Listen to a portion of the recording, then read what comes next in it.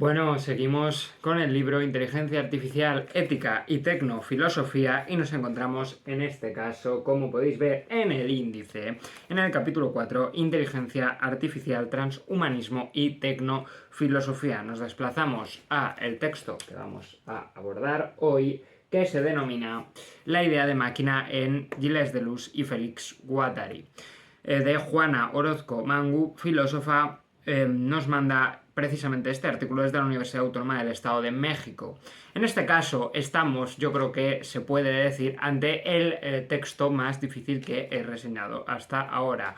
El de Heidegger, por ejemplo, me parecía también bastante complicado, pero eso significa que yo debo tratar, sobre todo dado que simplemente tengo un par de nociones sobre Deleuze y Guattari, con mucha cautela el texto. Por eso voy a principalmente simplemente leer citas, sobre todo aquellas en las que Juana esté citando directamente a los autores. Y bueno, voy a dejar más de lado, para que os hagáis una idea, este texto tiene dos partes, una muy orientada efectivamente a definir e entender aquello que sea una máquina para estos dos autores, y otra parte pues que conecta necesariamente, porque forma parte del pensamiento de los autores, esta reflexión sobre aquello que sea la máquina con todo el tema del deseo, la sociedad y el psicoanálisis. Sobre todo esta última parte de psicoanálisis y deseo la voy a dejar más fuera y voy a centrarme en la idea de máquina, que creo que, a pesar de que prácticamente voy a leer a los autores, simplemente vamos a poder obtener una idea parecida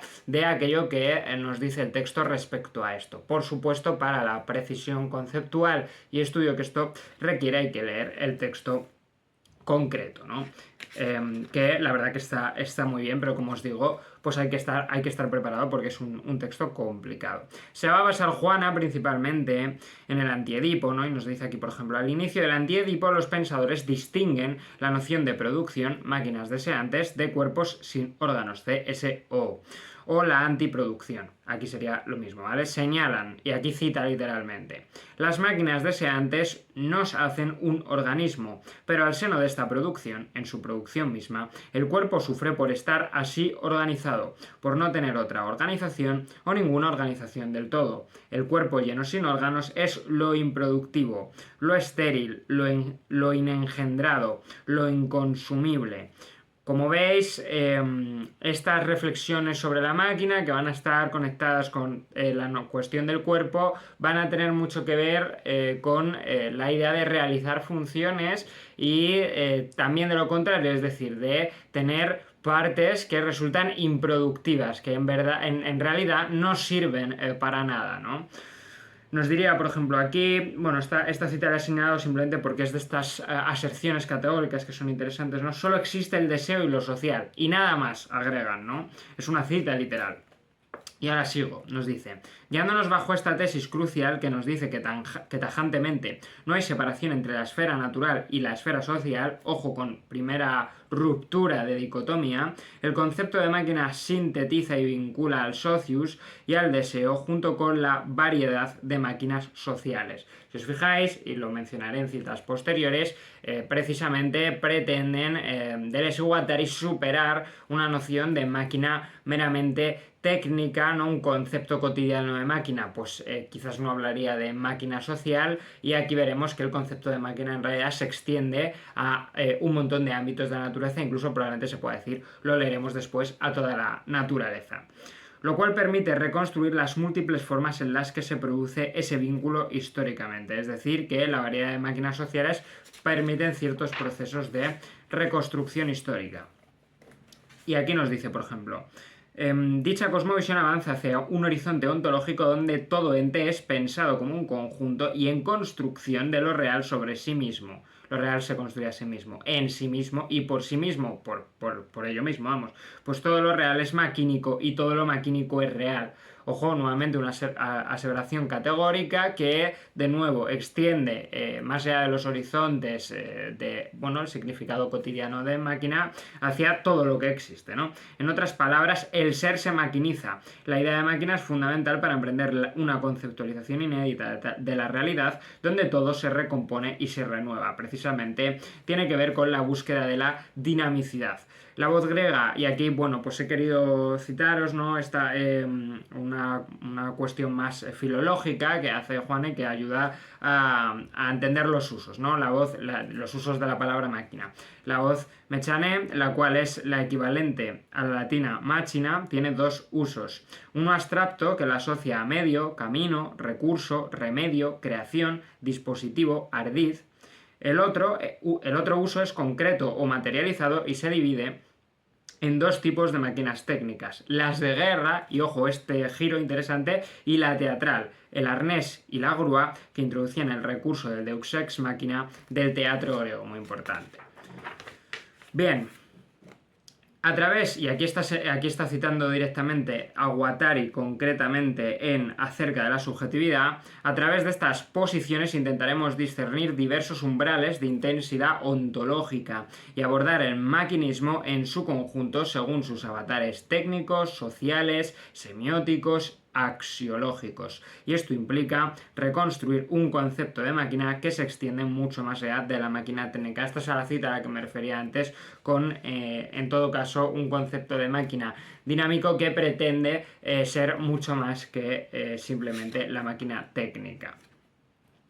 Por ejemplo, para Guattari las máquinas poseen una dimensión autopoyética, ¿no? Lo dice aquí, o de autoconstrucción de ellas mismas por sí mismas. Lo veíamos también cuando decía que la máquina era lo real construyéndose a sí mismo. Este núcleo autopoyético, aquí está citando directamente a Guattari, de la máquina es lo que la sustrae a la estructura. La diferencia de ella le otorga su valor. Lo cual reafirma que he cambiado de página, lo cual reafirma que una máquina no se define por sus piezas y engranajes, ya que lo esencial del maquinismo no radica en los elementos que puedan componer una máquina, sino en la máquina abstracta en tanto principio que ensambla a la multiplicidad. Esta cita, por ejemplo, me parece de las más interesantes porque aquí vemos claramente cómo se está abandonando la idea de máquina como pertenecer a cierta materialidad concreta. No se trata de tener engranajes, de tener códigos binarios, no se trata de responder a ciertas formas de digitalización, sino que el concepto de máquina, que nuevamente se extiende más allá de su dominio técnico, lo que tiene como factor clave, ¿no?, que la vuelve máquina, es precisamente esta idea de un principio abstracto que la rige, que tendría que ver con ese concepto de autopoiesis y de dinamismo que estamos viendo.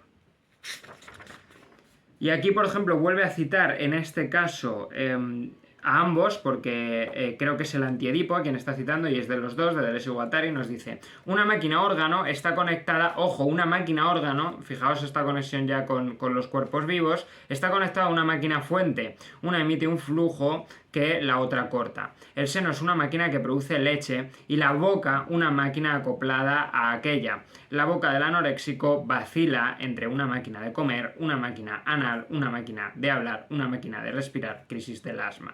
De este modo, todos somos bricoleurs, cada uno sus pequeñas máquinas. Entiendo, y quizás es lo que puede ser una pregunta filosófica a abrir en esta bioreseña, es que no se trata de simplemente una analogía lo que está haciendo Deleuze y Guattari aquí, sino que tiene pretensiones ontológicas, es decir, que efectivamente creen que este concepto de máquina representa fielmente aquello que son, o que más bien tendrían algunos de los componentes de los seres vivos, con lo cual esta forma de hablar, ¿no?, de que dice máquina de hablar, máquina de respirar, máquina anal, no sería tanto una mera analogía para explicar ciertas funciones de los seres vivos, sino más bien en la búsqueda de atrapar una manera de ser concreta que de hecho es maquínica. Por eso todo lo real se vuelve maquínico. Precisamente en esta parte es donde más aparece esta cuestión del psicoanálisis, que ya os he dicho que no me voy a centrar aquí, aunque hay que entender que utilizan estos conceptos para criticar el psicoanálisis freudiano, además haciendo distinciones, ¿no?, relevantes para ello entre tipos de máquinas y comparándolas con el yo, el superyo, todas estas clasificaciones psicológicas freudianas. Nos dice, por último, ¿no?, estamos llegando ya a las conclusiones, y leo este último párrafo, dice: asimismo, capitalismo, la concepción maquínica se extiende al plano social, en el entendido de la tesis del esguatariana de que solo existe el deseo y lo social, lo hemos comentado antes, lo cual nos ayuda a comprender nuestra realidad social a partir del deseo y su comportamiento maquínico. Esto nos permite comprender la historia de las sociedades como regímenes maquínicos que han organizado la falta dentro de la producción deseante. Fijaos, me recuerda esto, por ejemplo, a la noción de espíritu de un pueblo, ¿no? Que están los románticos, también está en Hegel, y que efectivamente extiende el concepto de máquina no solo a individuos o componentes de un individuo, sino ya, a precisamente mecanismos propios de sociedades completas, es decir, una cuestión mucho más colectiva. De hecho, este ha sido el arte de la clase dominante, traducida como economía de mercado, es decir, han volcado la abundancia de la producción, convirtiendo todo deseo en miedo a la carencia. Y aquí está la crítica del capitalismo, ¿no? Propia también de autores como ellos. De este deseo volcado en falta han surgido a través de la historia diferentes tipos de máquinas sociales: salvaje, la bárbara o despótica y la capitalista, la cual aún hoy en día funciona como un gran aparato de captura que ha impuesto al trabajo como forma de vida. Y con esto hemos acabado. Nos vemos.